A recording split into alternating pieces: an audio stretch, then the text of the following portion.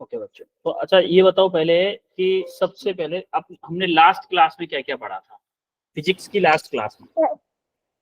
inertia Newton, first law of motion, motion, तो Newton का first inertia, motion, inertia पढ़ा था और न्यूटन का फर्स्ट लॉ पढ़ा था, न्यूटन्स फर्स्ट लॉ। और क्या पढ़ा था? inertia and its measurement. हाँ, इनर्शिया एंड, अच्छा न्यूटन का फर्स्ट लॉ कोई बताएगा आप में से? फर्स्ट लॉ क्या था न्यूटन का? Yes, sir. हाँ शक्षिता बताओ।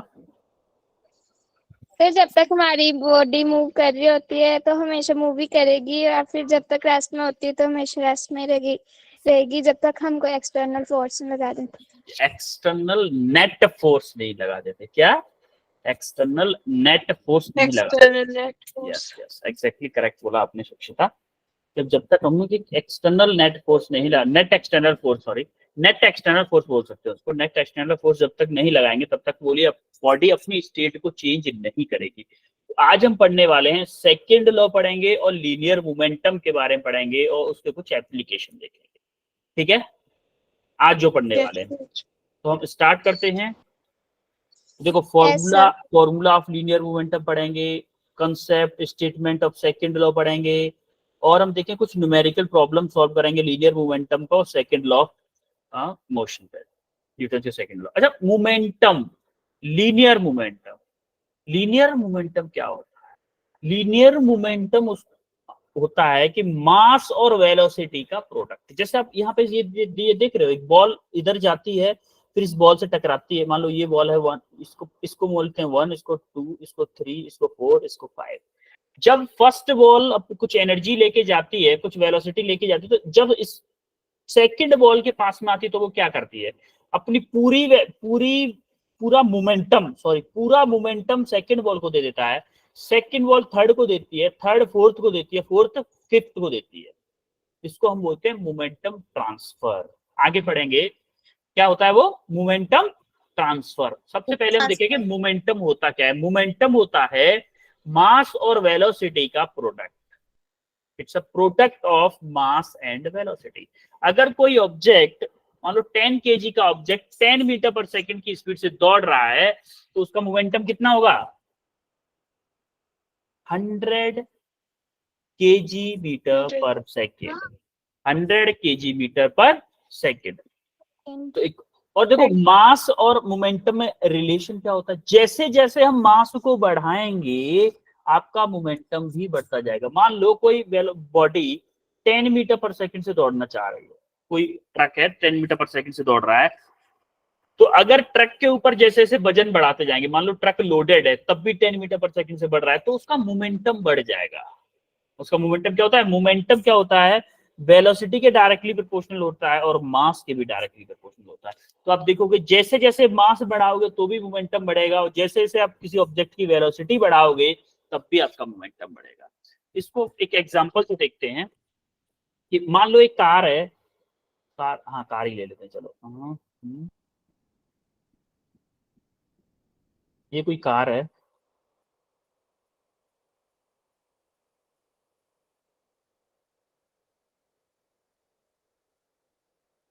ये कोई कार है, इनिशियली दौड़ रही थी। इस कार का वेट है मान लो मास मान लेते हैं मैं 1000 kg मास मान लो। इनिशियली दौड़ रही थी ये 5 मीटर पर सेकंड से, तो इसका मोमेंटम क्या होगा बताओ जरा?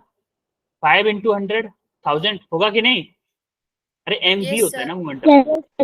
5000 kg मीटर पर सेकंड।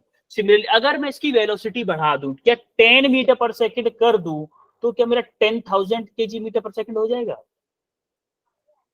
तो जैसे जैसे मैं वेलोसिटी बढ़ा रहा हूं, क्या मेरा मोमेंटम बढ़ रहा है कि नहीं बढ़ रहा है? तो सिमिलरली अगर मैं मास जैसे जैसे मास बढ़ाऊंगा उसी तरह आपका मोमेंटम भी बढ़ेगा। मास और वेलोसिटी डायरेक्टली प्रोपोर्शनल होता है। तो इसके ऊपर हम क्या करेंगे, क्वेश्चन करेंगे, उसके बाद थोड़ा सा समझ में आएगा कॉज क्या है, मोमेंटम चेंज क्यों होता है। देखो जब what is the cause of sudden change in momentum of your body when you hit another guy walking in front of you. अच्छा एक बात बताओ, जब आप दौड़ के जा रहे हो, हिंदी में समझाता हूँ आपके स्टेटमेंट को, जब आप दौड़ के जा रहे हो और अगर आप कोई आपके सामने दौड़ रहा है उससे टकरा जाते हो तो क्या चेंज होता है आपके मोमेंटम? बताओ क्या चेंज होता है, किसकी वजह से आपका मोमेंटम चेंज होता है? क्या आपका मोमेंटम चेंज होगा या नहीं होगा? पहले तो ये बताओ, होगा change? Yes, sir. Yes, sir. क्यों होगा चेंज?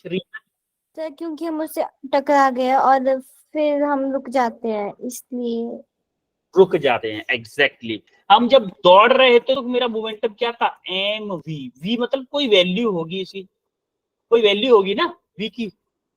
Yes sir. वी की कोई 5 मीटर पर सेकंड थी। मास आपका कांस्टेंट है और जब आप टकरा गए हो उसके बाद में वी कितना हो गया? 0 मीटर पर सेकंड। या फिर बोल दो कि 1 मीटर पर सेकंड हो गया आपका। धीमे धीमे चलने लगे तो आपका मोमेंटम क्या हो गया?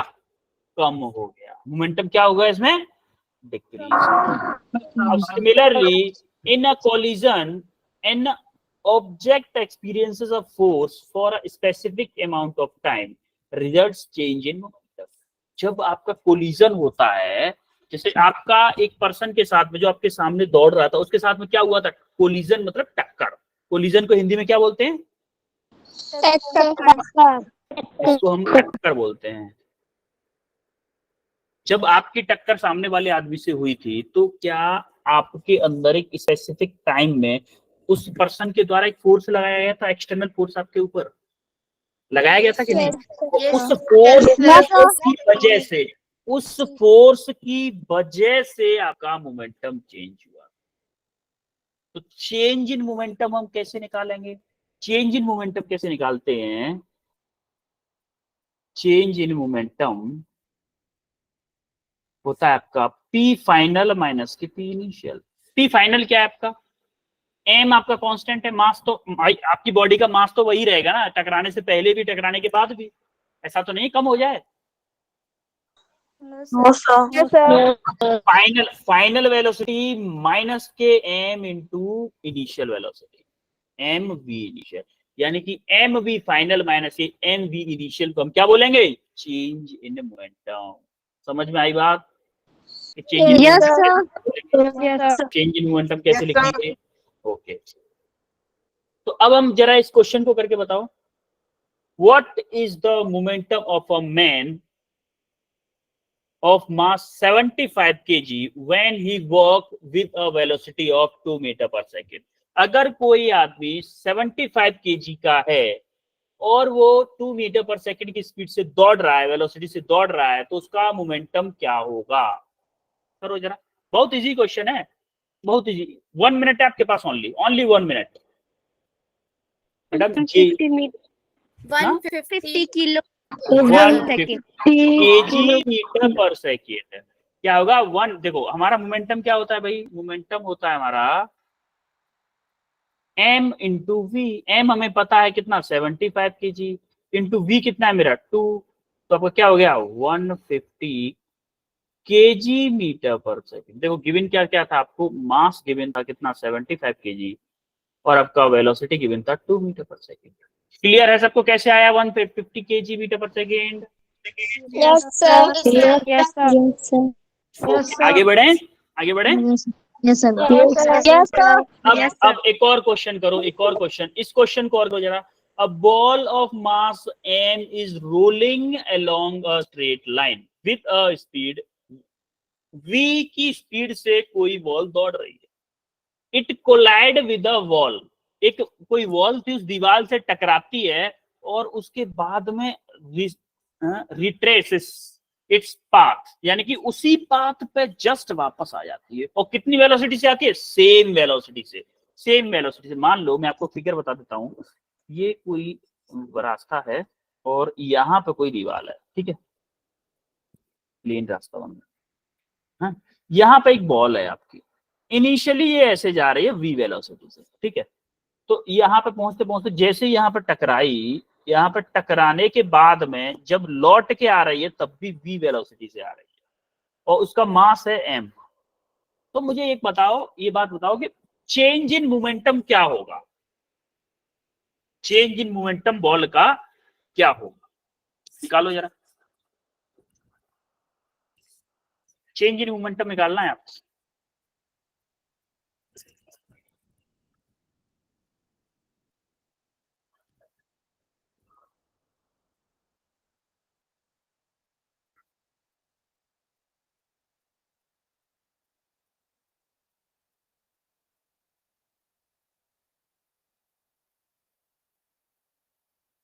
MV क्या आ रहा है, एम वी आ रहा है, 2 MV ना 2 MV आ रहा है, 2 MV आ रहा है। 2 MV sir -2 MB। Okay, -2 MB आ रहा है किसी का +2 MB आ रहा है। सर MV ओके, MB आ रहा है। देखो जिन जिन का आंसर -2 MB आया है और +2 MB आया है, दोनों के करेक्ट है। अब मैं बताता हूं दोनों के करेक्ट क्यों है। देखो, क्या वेलोसिटी अगर इस डायरेक्शन को अगर आप पॉजिटिव ले रहे हो, इस डायरेक्शन को अगर आप पॉजिटिव ले रहे हो, तो आपको ये डायरेक्शन नेगेटिव की हो जाएगी वाले वेलोसिटी के लिए, होगी कि नहीं? यस देखो हमारा मोमेंटम का फॉर्मूला क्या होता है, एम वी फाइनल माइनस के एम वी इनिशियल होता है कि नहीं? Yes sir. अगर आपने ये वाली डायरेक्शन अगर आपने ये वाली डायरेक्शन पॉजिटिव ले ली है, तो क्या आपकी v इनिशियल क्या हो गई, पॉजिटिव की v हो गई कि नहीं हो गई? यस सर और v फाइनल क्या हो जाएगी, v फाइनल क्या हो जाएगी आपकी, नेगेटिव की v हो जाएगी, होगी कि नहीं? तो आप यहाँ पे वैल्यू पुट करो एम वी प्लस के वी पुट करो वी एफ की जगह पे माइनस एम माइनस के वी, तो आप देखोगे ये माइनस माइनस प्लस हो जाएगा, तो आपका क्या आ जाएगा 2mv, ये करेक्ट है। अब हम दूसरा केस देखते हैं ऑरेंज कलर से। अगर मैंने माना कि ये वाली डायरेक्शन मेरी पॉजिटिव है और ये वाली डायरेक्शन क्या है मेरी, नेगेटिव है, ये भी तो मान सकता हूँ मैं, ये मेरे ऊपर है, मैंने मान लिया। तो होगा क्या, देखो v इनिशियल मेरी क्या हो जाएगी, माइनस के v हो जाएगी, और v फाइनल क्या हो जाएगी मेरी, प्लस के v, होगी कि नहीं? होगी कि नहीं भाई, ये वाली डायरेक्शन पॉजिटिव। अब जरा मोमेंटम निकालो जरा, क्या होगा, एम वी एफ माइनस के एम वी इनिशियल होगा, ये होगा कि नहीं? अब जरा एम आपका वही रहेगा एम, और वी एफ क्या है आपका, माइनस के वी है, minus M V final initial क्या है आपका, सॉरी वी फाइनल आपका पॉजिटिव वी है, वी फाइनल आपका पॉजिटिव वी है, वी फाइनल नेगेटिव वी होगा ना, हाँ पॉजिटिव वी होगा, वी फाइनल इनिशियल माइनस के होगा, ठीक है। तो वी फाइनल आपका पॉजिटिव हो गया, इधर देखो वी इनिशियल क्या है आपका, वी इनिशियल माइनस के वी है। अब आप यहाँ पे देखोगे क्या आ गया, फिर से मैं प्लस के 2b आ गया, 2mb आ गया, फिर से आया ना। अब देखो यहाँ पे देखो आपका साइन किस पे डिपेंड कर रहा है, साइन आपकी डायरेक्शन लेने पे। अगर आपने इनिशियली इसको अगर नेगेटिव ले लिया है, इनिशियल को नेगेटिव ले लिया है, तो हमने यहाँ पे क्या किया था, जब फाइनल नेगेटिव था ना, यहाँ पे फर्स्ट वाले में देखो यार, हमने फाइनल को पॉजिटिव रख दिया है, फर्स्ट वाले में हमने उल्टा कर दिया है, फाइनल को नेगेटिव रख दिया है और इसको पॉजिटिव रख दिया है, तो उल्टा होगा, यहाँ पे पॉजिटिव होगा, यहाँ पे नेगेटिव होगा, तो आपका माइनस के 2mb आएगा, इस वाले में प्लस के 2mb आएगा। समझ में आ रही बात? अरे यहाँ पे देखो v इनिशियल क्या है, पॉजिटिव v है कि नहीं है? हमने रेड वाला हमने इस वाली डायरेक्शन को पॉजिटिव लिया, तो v इनिशियल पॉजिटिव है, और v फाइनल हमारा लौट के आ रहा है तो नेगेटिव आएगा। v इनिशियल यहाँ पे रखना चाहिए था ना पॉजिटिव, और हमने यहाँ पे रख दिया था, और यहाँ पे क्या है, v फाइनल है तो आपका माइनस के v आएगा, m इंटू माइनस के v, तो हमारा माइनस के 2mb आया यहाँ पे आंसर, यहाँ पे आया प्लस के 2mb। जिसका माइनस के 2mb आया था और जिसका प्लस के 2mb आया, तो दोनों का आंसर करेक्ट है। ये डिपेंड करेगा कि आप वेलोसिटी की डायरेक्शन क्या ले रहे हो, इनिशियली क्या पॉजिटिव डायरेक्शन ले रहे हो। जनरली हम जो करेंगे वो इस बेस पे लिया करेंगे आगे चल के, ये पॉजिटिव एक्स है, इसी को हम पॉजिटिव लिया करेंगे, ठीक है? यस सर, यस आगे बढ़े? Yes sir. ओके, ये उसका आंसर है। अच्छा, अब हम आते हैं नेट फोर्स पर। अच्छा, इस घोड़े के ऊपर आप बताओ जरा, नेट फोर्स कितना लग रहा है इस हॉर्स के ऊपर?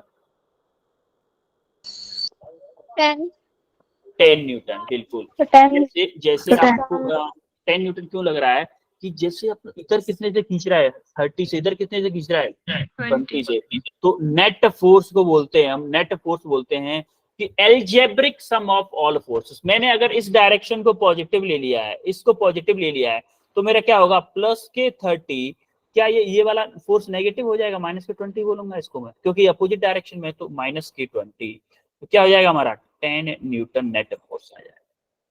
समझ में आई नेट फोर्स कैसे निकाल रहे हैं? Yes sir. नेट फोर्स क्या होता है? नेट फोर्स क्या होता है? The algebraic sum of all forces is known as net force. या फिर आप बोलो कि अगर आप राइट डायरेक्शन को पॉजिटिव ले रहे हो तो लेफ्ट को नेगेटिव ले लो, तो राइट डायरेक्शन पॉजिटिव 30 है फोर्स और लेफ्ट डायरेक्शन में नेगेटिव 20 है, तो आपका क्या आया नेट फोर्स? पॉजिटिव 10 का आया। या फिर आप ऐसे भी बोल सकते थे, यहाँ पे भी वो जो कंसेप्ट किया था ना हमने अभी, उसको यहाँ पे भी अप्लाई कर सकते थे। आपने क्या किया, ये वाली डायरेक्शन नेगेटिव ले ली और ये वाली डायरेक्शन पॉजिटिव ले ली, तब क्या होगा नेट फोर्स? अब क्या होगा, ये वाली डायरेक्शन नेगेटिव ली है तो नेगेटिव 30 प्लस के 20 होगा कि नहीं? Yes sir. क्या आया? माइनस के 10 न्यूटन। क्या आया आपका? माइनस के 10 न्यूटन आया, माइनस के 10 न्यूटन आया। इसीलिए याद रखना जब हम क्वेश्चन करेंगे तो हम इस हिसाब से पॉजिटिव लेंगे, इस वाली एक्सिस को पॉजिटिव लेंगे और इसको हम नेगेटिव लेंगे, सॉरी इसको भी पॉजिटिव लेंगे, इसको पॉजिटिव लेंगे, यानी कि प्लस एक्स एक्सिस को हम पॉजिटिव लेंगे और प्लस वाई एक्सिस को पॉजिटिव लेंगे, और ये माइनस एक्स एक्सिस को नेगेटिव लेंगे और माइनस वाई एक्सिस को भी हम नेगेटिव लेंगे। हम सारी कैलकुलेशन 11th क्लास में इसी के बेस पर करेंगे, पूरी कैलकुलेशंस जितनी भी होंगी हमारी इसी बेस पे होंगी। समझ रहे हो बात को? यस अब हम आता है न्यूटन का सेकंड लॉ। हाँ बेटा, कोई कुछ पूछना चाह रहा है न्यूटन का सेकंड लॉ से पहले? No sir. Okay, Newton second law क्या बोलता है? न्यूटन सेकंड लॉ बोलता है कि net force applied on a body is directly proportional to या फिर equal to the rate of change in momentum. Rate of change in momentum का मतलब क्या है कि हर सेकंड, रेट ऑफ चेंज का क्या मतलब होता है एक्चुअली में? रेट ऑफ चेंज का मतलब होता है जैसे पहले आपकी गाड़ी चल रही थी 10 मीटर पर सेकंड पे, at T equal to 1 second पे आपकी गाड़ी थी 10 मीटर पर सेकंड पे, टी इक्वल टू 2 सेकंड पे हो गई मान लो 11 मीटर पर सेकंड, 3 सेकंड पे हो गई कितना 12 मीटर पर सेकंड। तो मैं क्या बोलूंगा कि आपकी गाड़ी की स्पीड क्या किससे चेंज हो रही है? 1 मीटर पर सेकंड चेंज हो रही है, पर सेकंड 1 मीटर पर सेकंड चेंज हो रही है। तो मैं इसको क्या बोलूंगा 1 मीटर पर सेकंड स्क्वायर का एक्सीलरेशन है आपका। तो हम क्या बोलते हैं, रेट किसको बोलते हैं? हर सेकंड में कितना चेंज हो रहा है उसको क्या बोलते हैं हम? रेट बोलते हैं। अभी आप ये चीज पढ़ोगे आप 11th क्लास में एक्चुअली, रेट ऑफ चेंज थोड़ा सा डिटेल में 11th क्लास में भी हम फिर से पढ़ेंगे न्यूटन्स के लॉ। तो अभी आप इतना समझो, rate of change in momentum को हम क्या बोलते हैं? Rate of change in momentum is directly proportional to किसके? फोर्स के। तो हम अगर उस कांस्टेंट को हम 1 मान लें तो हमारा फोर्स आ जाता है डीपी अपॉन dt। तो या फिर हम डीपी अपॉन dt, डीपी क्या है बेटा? पी क्या था हमारा? पी क्या था? मोमेंटम था ना। मोमेंटम का फॉर्मूला क्या होता है? एम वी होता है कि नहीं होता है? मोमेंटम का फॉर्मूला एम वी होता है ना। अब जरा यहाँ पी की जगह पे एम वी पुट करो जरा, D upon D T M V put कर दो जरा, एम वी। अच्छा एक बात बताओ, D upon D T, M मेरा कांस्टेंट है कि नहीं? एम मेरा कांस्टेंट है भाई, मास तो किसी बॉडी का कांस्टेंट रहेगा। हमारा क्या हो जाएगा? एम मेरा कांस्टेंट हो जाएगा डीवी अपॉन डी टी। देखो ये जो डीवी अपॉन डी टी होता है ना, इसको हम बोलते हैं एक्सेलरेशन। क्या बोलते हैं?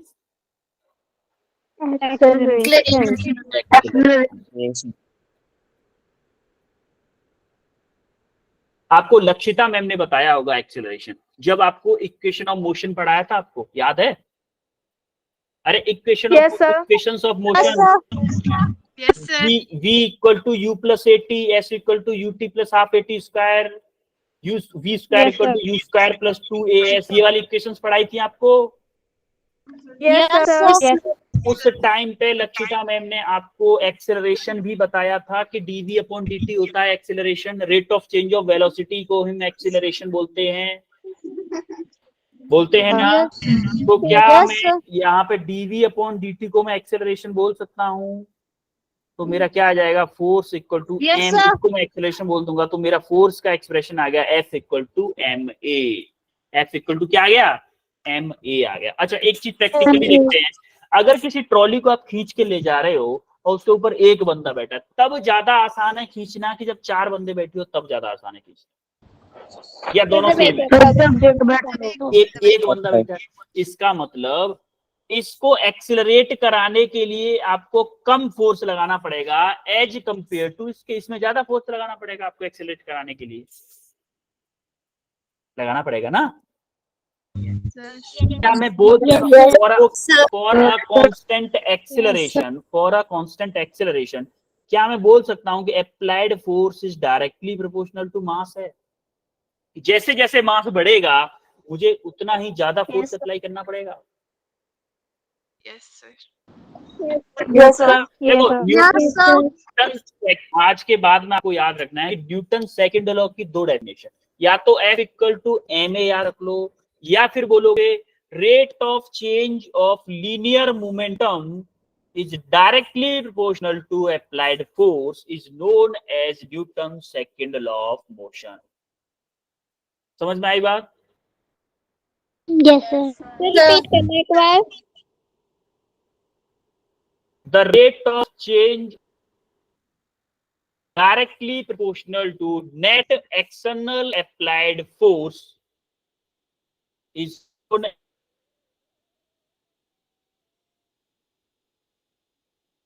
as Newton's second law of motion। Is directly proportional to, sir starting से बताना एक बार।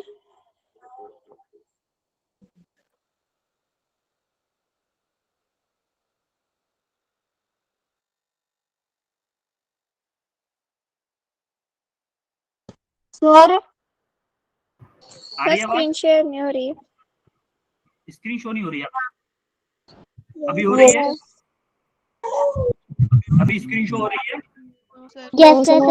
No, sir. Yes, sir. Yes, sir. अब आप ध्यान कीजिए कि जैसे जैसे आप फोर्स को बढ़ाओगे आपको क्या है, rate of change in momentum of a body is directly proportional to net external applied force. Net कितना एक्सटर्नल अप्लाइड फोर्स है वो डायरेक्टली प्रोपोर्शनल होगा किसके, rate of change in momentum. ये होता है आपका न्यूटन सेकंड। क्लियर है? क्लियर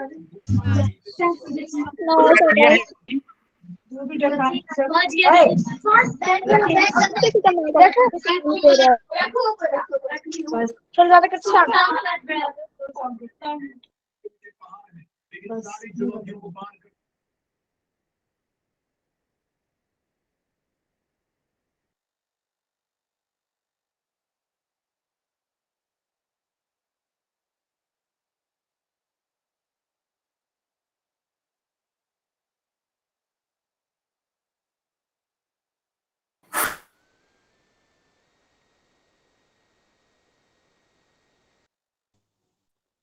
सर आपकी आवाज नहीं आ रही है।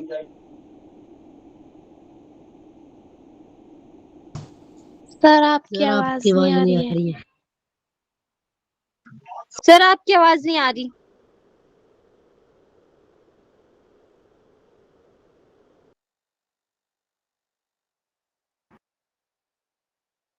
सर आप म्यूट हो।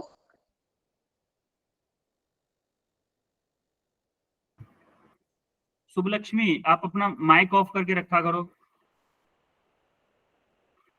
शुभलक्ष्मी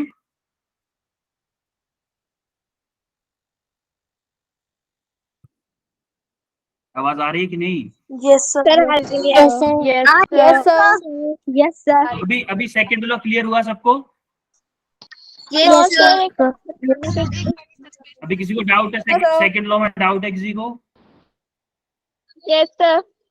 ओके, बताओ क्या डाउट है बेटा? इसकी डेफिनेशन बताना सर। डेफिनेशन देखो, एक तो ये डेफिनेशन नीचे आपको दिख रही होगी, acceleration of the particle is proportional to the force applied to it. जो फोर्स है वो डायरेक्टली प्रोपोर्शनल होता है एक्सेलरेशन के। एक और डेफिनेशन है, rate of change in momentum is directly proportional to net external applied force. Rate of change in momentum is directly proportional to net external applied force.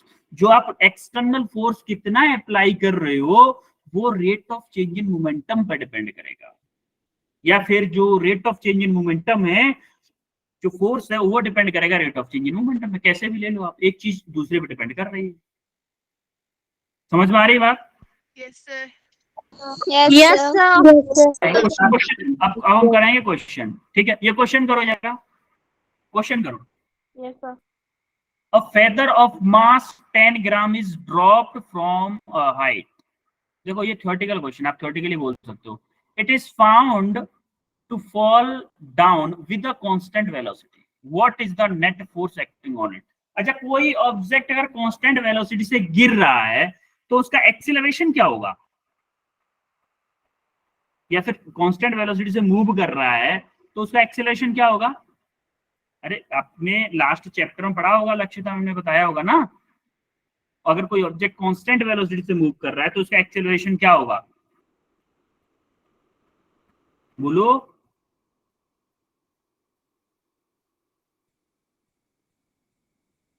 Screen show नहीं हो रही? Sir हो रही है।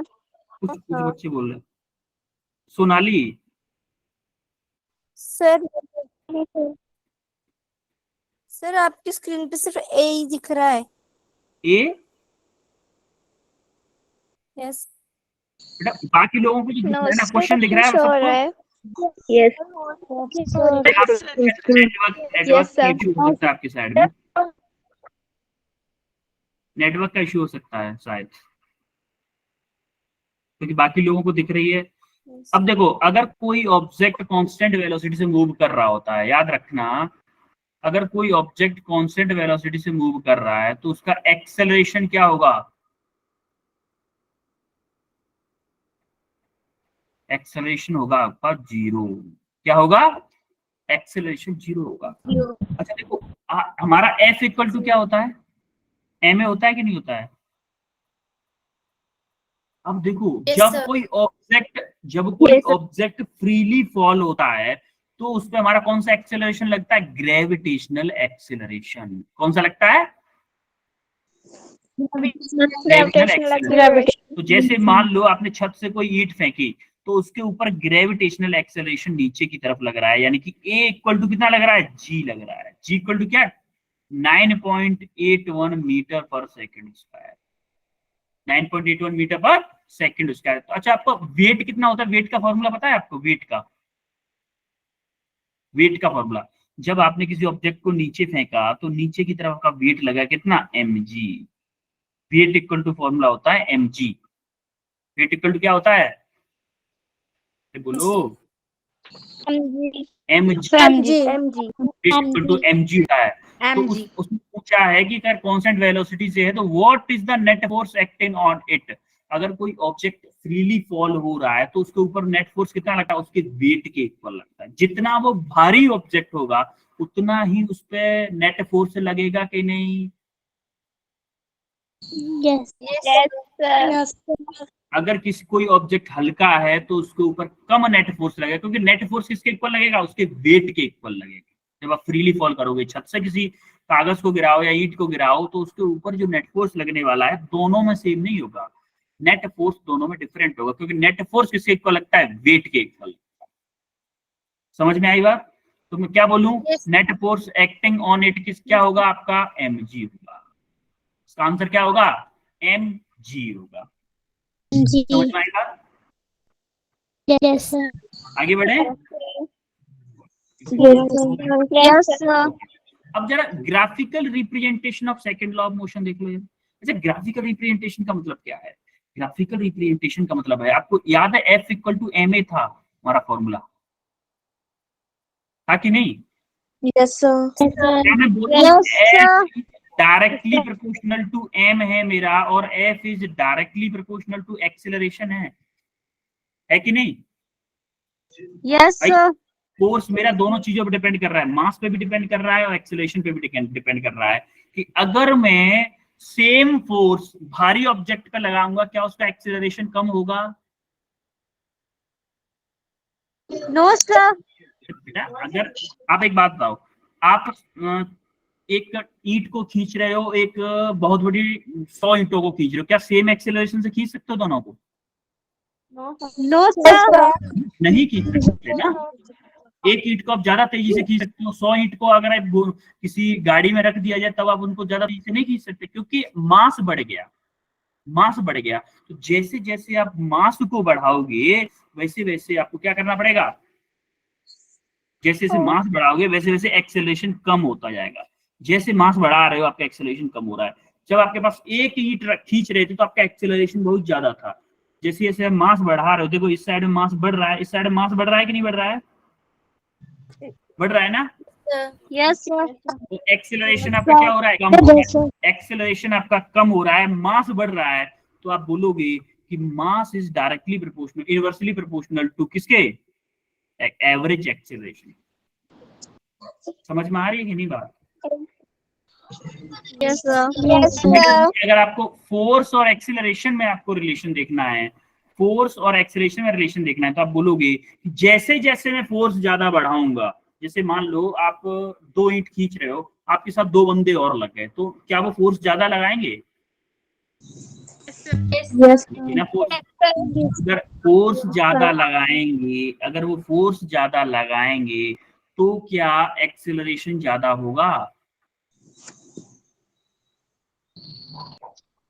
बेटा आपने ना, सबसे बड़ी प्रॉब्लम ये है कि आपने लास्ट चैप्टर को रिवाइज नहीं किया है, तो आपको फोर्स, वेलोसिटी, एक्सेलरेशन के बारे में पता ही नहीं है। सबसे बड़ी प्रॉब्लम ये आ रही है आपको। एक्सेलरेशन क्या होता है, कोई बता सकता है आपकी क्लास में? कोई भी बता सकता है एक्सेलरेशन क्या होता है? लक्षिता मैम ने आपको इक्वेशन ऑफ मोशन करवाई है, डेरिवेशन भी करवाए हैं आपको, याद है last chapter? Yes, sir. Velocity. क्या? हाँ, rate of change of velocity, rate of change of velocity. अब ये मुझे एक बात बताओ, अगर मैं किसी ऑब्जेक्ट पे ज्यादा फोर्स लगाऊंगा, क्या वो ज्यादा तेज दौड़ेगा? Yes sir. Yes, sir.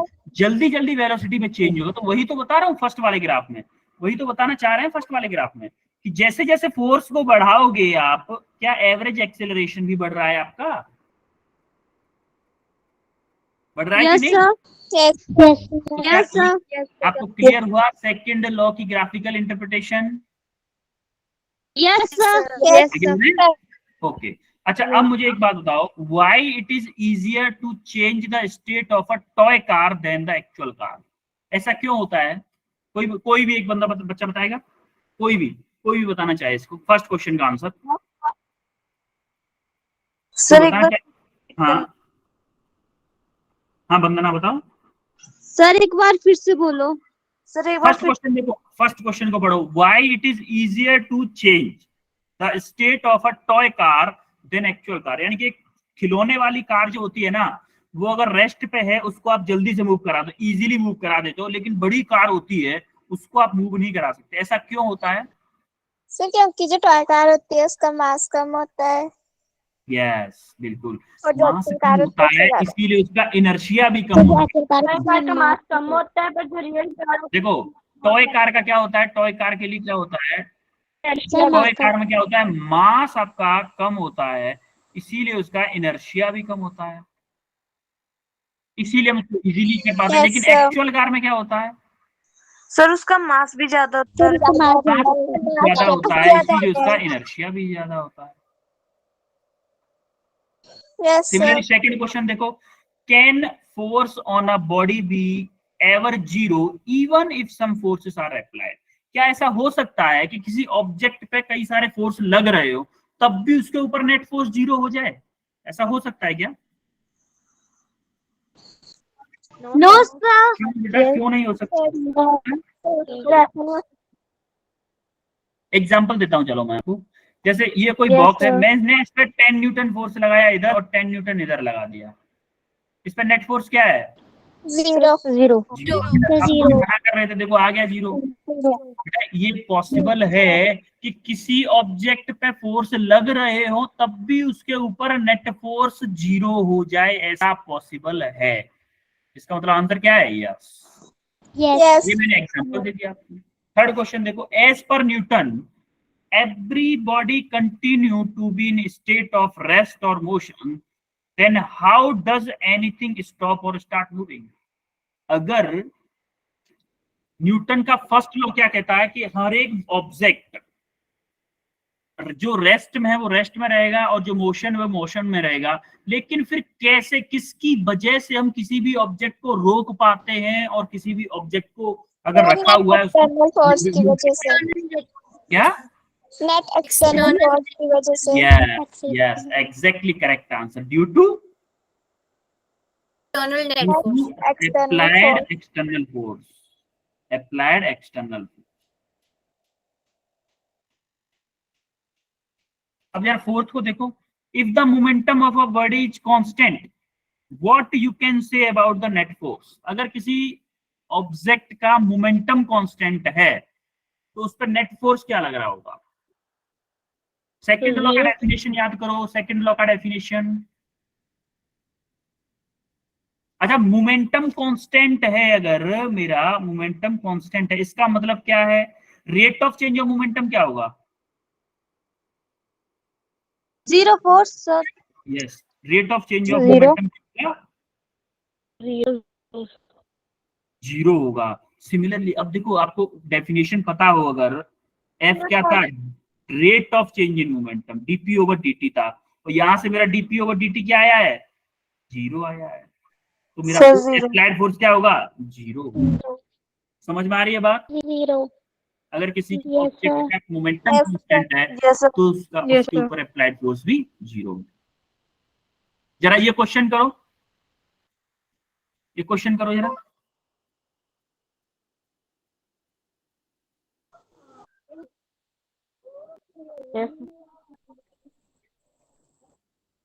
Question करो जरा fast.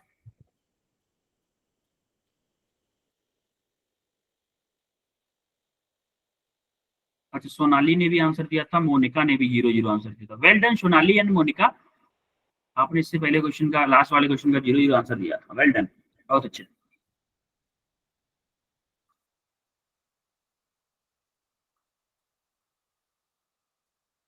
Calculate the force required to impart a car a velocity from 0 to 30 meter per second in 10 seconds. The mass of a car is 1500 kg. आपको इसके लिए, क्वेश्चन के लिए last chapter के equation of motion याद होनी चाहिए, तब ये क्वेश्चन होगा। करो जरा इस क्वेश्चन को, लास्ट चैप्टर। 4500 न्यूटन। क्या? Sir 4500 Newton. 2500। सर 4000। 4500। ओके, देखेंगे बेटा, अभी सॉल्व करेंगे तब देखेंगे। अच्छा, पवन कुमार का आंसर आया है 4500, नितिका का भी 4500 है। दो बच्चों का आंसर आ चुका है, पवन और नितिका। बाकी लोग क्या कर रहे हैं, सो रहे हैं क्या? ईशान का भी 4500, मोनिका, करिश्मा, काफी बच्चों का आ गया अब तो आंसर ये। ठीक है, चलो अब करते हैं हम। सबसे पहले देखो गिवन डाटा क्या है हमारा। गिवन डाटा देखो, हमको क्या दे रखा है? Object calculate the force applied to impart a car velocity from zero, यानी कि v इनिशियल, यानी कि u कितना दे रखा है मेरा? 0 मीटर पर सेकंड। इनिशियल वेलोसिटी u तो लेते थे, आपको याद है? अरे इक्वेशन ऑफ मोशन में u लेते थे, और फाइनल वेलोसिटी क्या है? फाइनल को हम लेते थे क्या? v। फाइनल को v लेते थे कितने 30 मीटर पर सेकेंड, और टाइम कितना दे रखा है आपको 10 सेकेंड। 10 seconds. मास कितना दे रखा है, मास आपको 1500 kg। तो अब इक्वेशन ऑफ मोशन यूज कर दो यार, यहाँ पे इक्वेशन ऑफ मोशन यूज करो। पहले आपको एक्सेलरेशन निकालना है, तभी फोर्स निकल पाएगा ना, क्योंकि F इक्वल टू क्या होता है, ma होता है। m आपको पता है, a नहीं पता है, आपको एक्सेलरेशन निकालना है। तो क्या फॉर्मूला यूज करोगे, v equal to u plus 80। 80, बिल्कुल। v आपको पता है कितनी 30 है, u आपका 0 है, प्लस a आपको कैलकुलेट करना है, t आपका कितना है 10 है। तो यहां से देखोगे a कितना आ जाएगा 30 डिवाइडेड बाई 10, यानी कि 3 मीटर पर सेकंड स्क्वायर। ये एक्सेलरेशन आ गया आपका, एक्सेलरेशन आ Yes, गया। sir. Yes, sir. अब आपको चाहिए क्या, नाव। नाव चाहिए आपको फोर्स, F इक्वल टू क्या होगा, ma होगा कि नहीं होगा, होगा ना। Yes, sir. m क्या है, Yes, sir. Yes, sir. m है आपका 1500 इंटू एक्सेलरेशन क्या है 3, तो आपका आ गया 4500 न्यूटन, जो कि सबसे पहले आंसर किया था, आई थिंक किसने किया था मुझे याद नहीं आ रहा, भूल गया मैं। किसने किया था सबसे पहले आंसर बेटा, बताएगा कोई। नितिका. नहीं, नितिका ने, हाँ नितिका ने किया था, नितिका ने। वेल डन नितिका, नितिका के लिए क्लैप करो सब लोग, क्लैप करो नितिका के लिए, सबसे पहले नितिका ने आंसर किया था। Well done, great job, well done Nitika, Nitika well done, बहुत अच्छे। जरा इस क्वेश्चन को और सॉल्व करो, इस क्वेश्चन को और सॉल्व करो सब लोग, इस क्वेश्चन को और सॉल्व करो। चलो ठीक है, हो गया, क्लैपिंग काफी हो गया, इस क्वेश्चन को सॉल्व करो। A force of 4 Newton acts on a body of mass 2 kg for 4 seconds. Assuming that the body to be initially at rest. Initially body आपकी rest पे है. Find velocity when force stop acting. The distance covered in 10 seconds after force start acting. 4 Newton का force लग रहा है किसी body पे जिसका मास है 2 kg, कितने टाइम के लिए, 4 सेकंड के लिए लगेगा। ये थोड़ा सा लेंदी क्वेश्चन, थोड़ा सा लेंदी है, बट करिए, उसके बाद हम करवाएंगे। कोशिश करो जरा अच्छे से।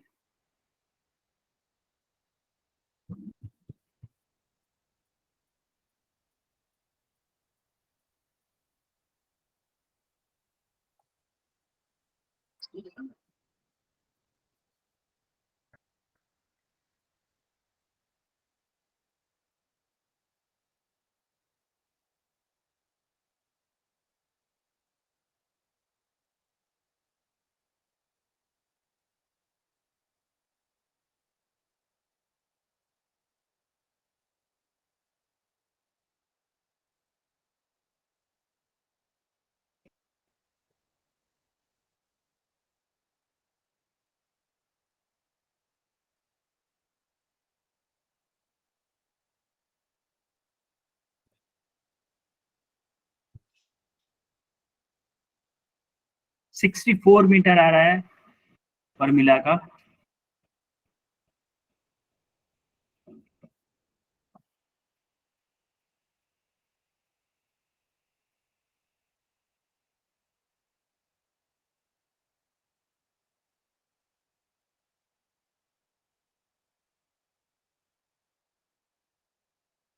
पवन कुमार का भी 64, ईशिका, गीता, सबका 64 आ रहा है। ओके जस्ट वेट करते हैं, चलो ओके चलो करते हैं। काफी बच्चों का आंसर आ चुका है, देखते हैं सही आया है गलत आया है। आपको दे रखा है फोर्स, इनिशियली गिवन डाटा लिख रहे हैं हम, फोर्स दे रखा है आपको 4 न्यूटन, मास दे रखा है आपको 2 kg, टाइम जितने टाइम के लिए अप्लाई किया गया है वो टाइम दे रखा है आपको 4 सेकेंड, 4 सेकेंड।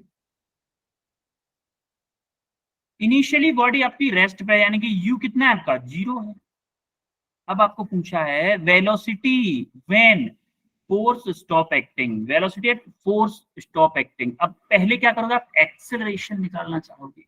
एक्सेलरेशन कैसे निकालोगे बताओ यार, एक्सेलरेशन कैसे निकालोगे बोलो।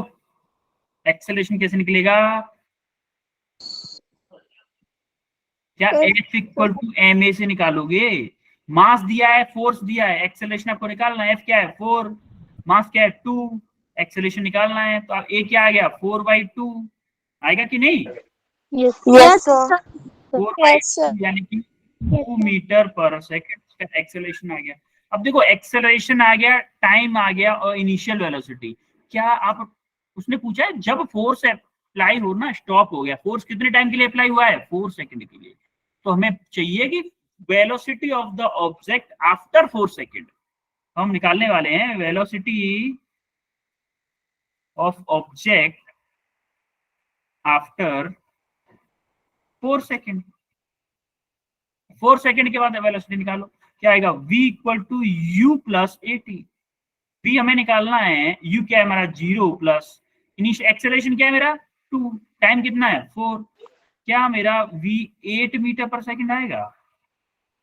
Yes sir. ये कौन सा ऑप्शन हो गया? फर्स्ट आंसर हो गया। अब सेकंड आंसर के लिए देखते हैं क्या आएगा। अब देखो जब फोर्स आपका अप्लाई होना बंद हो गया, जब आपका फोर्स अप्लाई होना बंद हो गया, तो हमारा टोटल डिस्टेंस ट्रेवल बता रहा है, पूछ रहा है distance covered in 10 second after force start, after force start acting. जैसे फोर्स अपना आप जब फोर्स लग रहा था उस टाइम पे क्या एक्सेलरेशन भी होगा? उसका यूनिफॉर्म मोशन नहीं होगी ना 4 सेकंड के लिए। अरे जब जैसे किसी कोई ऑब्जेक्ट है, ये इस पे कोई फोर्स लग रहा था, 4 सेकंड के लिए फोर्स लगा, मतलब यहाँ पे आ गया ऑब्जेक्ट। क्या ये डिस्टेंस कितनी चला है ये, और उसके बाद में वेलोसिटी आपकी कितनी हो गई? 8 मीटर पर सेकंड है। इसके बाद में 8 मीटर पर सेकंड से चला है, कितने सेकंड? 4 सेकंड के लिए इतना चला है। क्या 6 सेकंड के लिए कांस्टेंट वेलोसिटी से चला होगा? चला होगा कि नहीं? यस सर तो ये 4 सेकंड के लिए Yes, डिस्टेंस sir. कैसे निकालोगे? S equal to UT plus half AT. ये वाली डिस्टेंस निकलेगी S equal to UT plus half, इसका इक्वेशन ऑफ मोशन यूज करके। इनिशियल वेलोसिटी 0 थी, प्लस हाफ, ए क्या आपका 2 है, टी क्या आपका 4 सेकंड, 4 यानी कि 4 इंटू 4, 2 से 2 कैंसिल हो गया, तो कितना आ गया? 16 मीटर। तो ये वाला आया 4 सेकंड में कितना चला? 16 मीटर। अब क्या क्या हुआ बेटा? सर शायद उसके वर्ड बाद में क्या हो रहा है बेटा? कुछ पूछना चाह रहे हो क्या? No sir. थोड़ा सा हैवी क्वेश्चन है ये, थोड़ा सा हैवी क्वेश्चन है। आपको थोड़ा सा अंडरस्टैंड करना पड़ेगा कि 10 सेकंड यानी कि 4 सेकंड तक तो एक्सेलरेशन रहा है, 4 सेकंड के बाद में एक्सेलरेशन नहीं रहा है, तो उसकी वेलोसिटी कांस्टेंट होगी। तो ये 6 सेकंड के लिए जो टाइम डिस्टेंस निकालोगे, एस 4 से 10 सेकंड के बीच में क्या आएगा? वेलोसिटी इंटू क्या? Time. Simple speed time distance वाला formula, velocity into time. Velocity क्या है मेरी? 8 है, टाइम कितना है मेरा? टाइम कितना है? 6 सेकंड। तो कितना आया? 48 मीटर। तो हमारा टोटल डिस्टेंस कितना आएगा? टोटल डिस्टेंस कितने का? डिस्टेंस मेरी जो 4 सेकंड में चली हुई थी स्टार्टिंग में, प्लस डिस्टेंस मेरी 4 से 10 सेकंड तक चली थी। तो क्या मेरी डिस्टेंस इनिशियली क्या थी? 16 थी, दूसरे में क्या थी? 48 थी। तो ये कितना आंसर आया यार? देखो 64 मीटर 64 मीटर, ये आंसर होगा आपका सेकंड वाला। तो कुछ बच्चों का 64 भी आया था ना? Yes sir. हाँ। जिन बच्चों का 64 आ गया, मतलब उनका लास्ट चैप्टर क्लियर है, ये चैप्टर भी एकदम क्लियर है। ये चैप्टर भी एकदम न्यूटन के दोनों लॉ क्लियर हो गए उसके, ये मान लो आप। इसके बाद आपके ये 5 क्वेश्चन है असाइनमेंट के लिए, ये आपके लिए होमवर्क है, ये आपको करके आना है। होमवर्क में अगर कोई भी प्रॉब्लम आती है तो उससे आप पूछिएगा मुझे। अच्छा अब आप बताओगे हमने क्या क्या पढ़ा है आज। फर्स्ट सबसे पहले क्या पढ़ा था? Newton second law, linear momentum, सबसे पहले लीनियर मोमेंटम पढ़ा था, लीनियर मोमेंटम पढ़ा था। उसके बाद क्या पढ़ा था? Cause of change in momentum, cause of change in momentum.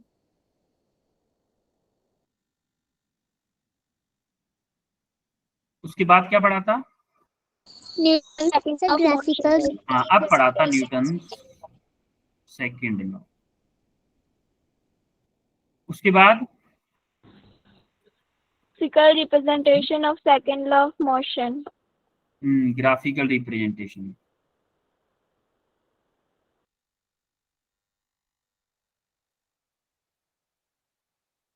Representation of Newton Second second. law. उसके बाद Questions. क्वेश्चंस questions किए थे। इस इतने में किसी को कोई डाउट है तो बताओ जरा। Any doubt? No sir no sir No, sir. No sir all clear है? यस ये बच्चों फिर आपको मिलते हैं नेक्स्ट क्लास में, next week same time same जगह मिलते हैं फिर नेक्स्ट क्लास में। ठीक है बच्चों? सर सो जाओ, कंबल का मशीन चालू कर।